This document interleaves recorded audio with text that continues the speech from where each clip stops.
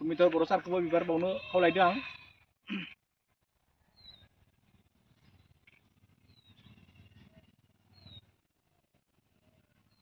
सोनाब कलाइगाव गुदि बर' थुनलाइ आफादनि लेङाइ आफादगिरि मानगोनां बिथां बुकुल बर' सारखौबो बिबार बावनो खावलायदों। भकतपारा मुरिबारि खुलुमबाय बयखौबो आरो आंनि गुबुन मोनसे गोदान भिडिअ नोंथांमोनखौ बयखौबो बरायनानै लाजाबाय।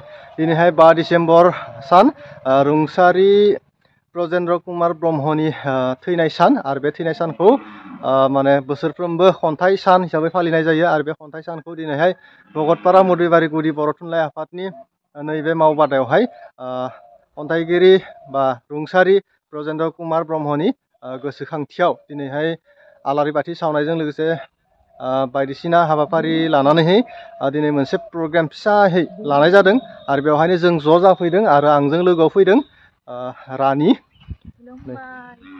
बे जाबाय बे जाबाय भकतपारा गुदि बर' थुनलाइ आफादनि बावनाय खाम्फा आरो बेयाव लिरनाय दङ बर' राव गेवलांथों आरो गोबां माबा माबि नुनो मोनगोन। ओमफ्रायहाय दिनै जोङो ज' जाफैदों आरो एसे माने खम आरोना मानसियाहाय नुनायाव खम मानसि एसे लिंब्लाबो माने फैयाखै मानसिफ्राहाय माने बे जाबाय मावनाय दांनायनि बोथोर नालाय ओंखायनो माने बोथोराहाय मानसिफोरखौ फैनो होआखै आरो ओंखायनो बे बोथोरावनो दिनै खन्थाइगिरि ब्रजेन्द्र कुमार ब्रह्मनि थैनाय सानखौ फालिनो आखायाव लादों आरो बेवहायनो दिनैनि भिडिअखौ आं गासैखौबो नोंथांमोननो दिन्थिनो नाजागोन।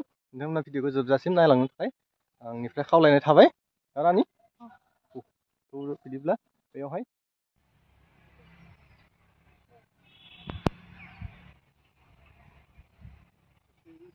जागोन ना गेजेराव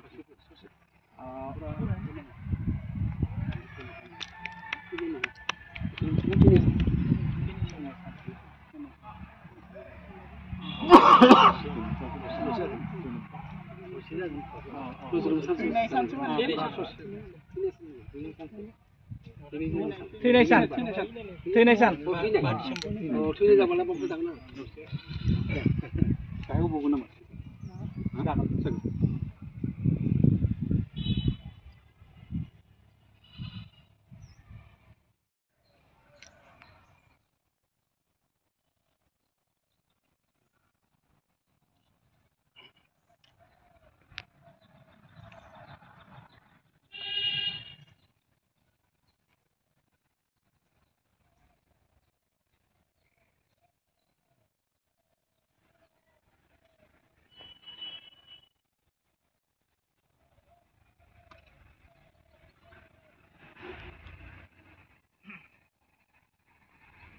सासे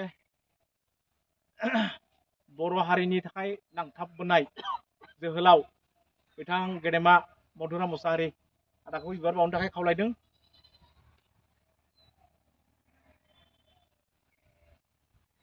गुदि बर' थुनलाइ आफादनि नेहाथारि मानस प्रतिम बर' फंबायखौबो बिबार बावनो खावलायदों। दिनैनि बे मेलाव बाहागो लाफैनो हानाय हाबाफारियाव बाहागो लाफैनो हानाय इउएन एकाडेमिनि फोरोंगिरि बिथां सानसुमा बर' लोगोसे धारित्रि बर' बिथांखौबो बिबार बावनो आं खावलायदों।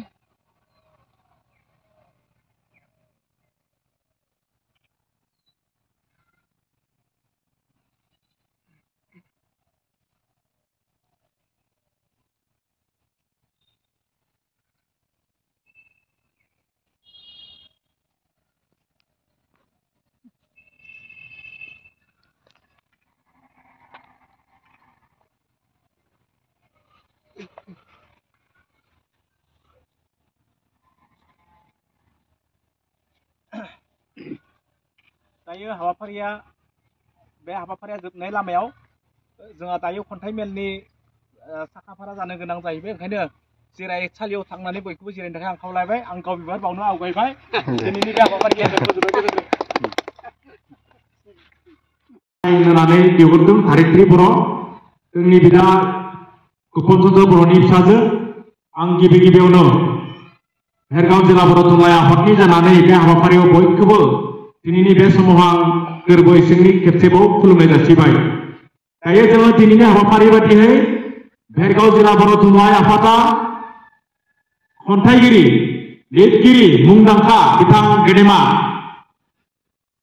ब्रजेन्द्र कुमार ब्रह्म सारनि बाथि थैनाय सान आरो खन्थाइ सान बे हाबाफारिखौ लोब्बा लाखिनानै भकतपारा मदिबारि गुदि बर' थुनलाइ आफादनि बे लांगोनायाव खन्थाइ मेलजों लोगोसे जोलै थुनलाइनि आड्डा भकतपारा मदिबारि गुदि बर' थुनलाइ आफादा गायसननाय बेजों जों सरजाबनानै जथायै बे हाबाफारिखौ खुंफुंनो थाखाय सिगांदों।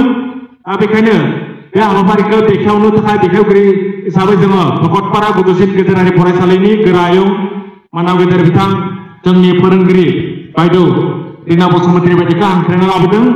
बायद'खौ दसे सिगांनानै सिनायथि लानो थाखाय खावलायबाय, लोगोसे गांसे आर'नाइजों बरायनो थाखाय खावलायदों आरो बेजोंनो लोगोसे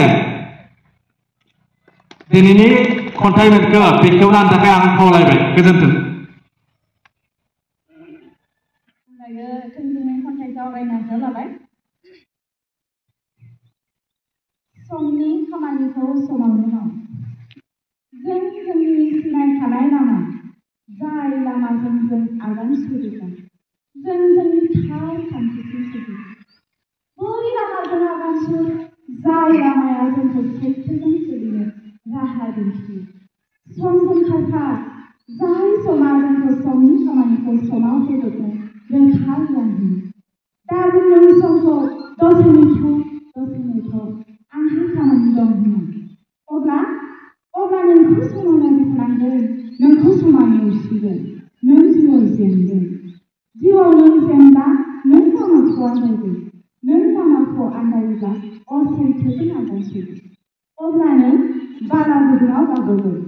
फै जों बयबो जिउनि थार दावहायाव मुखुब जायो। सैथोजों समजों खारफायो। अब्लासो जों जोंनि थांखियाव सहैगोन। राव, थुनलाइ, हारिमु, दोहोरोमखौ जौगाहोनो हागोन। गावखौ, गावनि हारिखौ बयनिबो सिनायथि होनो हागोन आरो सानाव मावलांनाय खामानिया बेसेन थागोन। गोजोन्थों। बेनि सायाव गोग्लैना गोग्लैया बेखौ आं बुंनो हाथ'वा, थेवब्लाबो आं फरायथिनानै होनो सानदों आरो आंनि खन्थाइया जादों लिमारिकसो।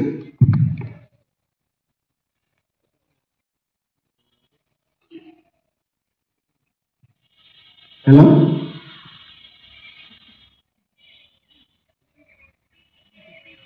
आयो दोंसे लिमारिक। आयो बर' थुनलाइ, नोंलाय दिनै जानांनाय गावनि फिसाफोरजोंनो आलाय सिलाय। जायबा हनै इसे दावगादों, बिसोर हनै नायख्लें खालामदों। नों दिनै जाम्बा जाम्बिनिल' जानानै थानांदों। रोजा रोजा मुंख्लंनि थैजों सोरजिनाय आयो नों दखरसे बड'लेण्ड।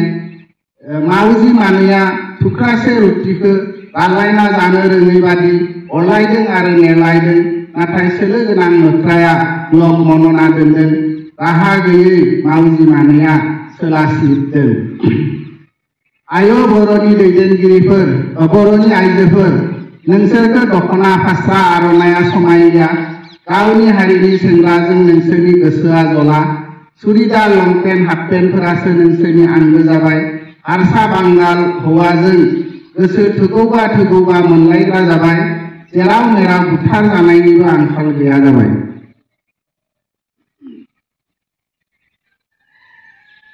आयो बर'नि दैदेनगिरिफोर, हारि रैखानि मुङाव नोंसोर जोंखौ नायदों खैखा। हारि दानाय हादर दानायनि मुङाव गारामा हख्राव बायदों।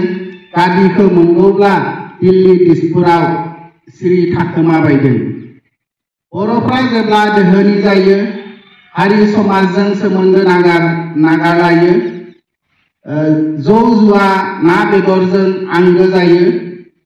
सानै साथाम हिनजाव लायो। गुबुन हारिफ्रा मालाय सोद्रोम जाना सुखुनि संसार जायो। बर'फ्रा हले दुब्ला दुब्लि थैनो लायो। दानि जुगाव सेंग्रा सिख्लानि जुलिनि आंखाल जाबाय। गथ' गथाय गोनां हिनजाव हौवानि दोनखारलायनायासो बारा जाबाय। फेसबुक वाट्सएप खेवनो हाया जाबाय। गथ' गथायफ्रासो आलाय सिलाय जानांबाय। माखासे बेसादफ्रा GI टेग मोनबाय। साल गान्दै मानखौ नोंसोरहा जायगा गैला जाबाय फिथा सिथाब एन्थाब नोंसोरखौ सिनायै जाबाय गला मेथाइ चिकेन मम' नोंसोरसो आंगो जाबाय समाजाव हाबा हारिमु जोबस्रांलांबाय गोजोन्थों आं बेखिनिखौनो जा बादा जा फरायथिनानै होबाय आरो बेजोंनो दायो दिनैनि बे आबौआथ' बेखेवनानै होखाबायानो आंखौ आफादगिरि हिसाबै खननो होनायलाय आवरायनो होनायलाय आं आवरायबाय दायो आवरायगोन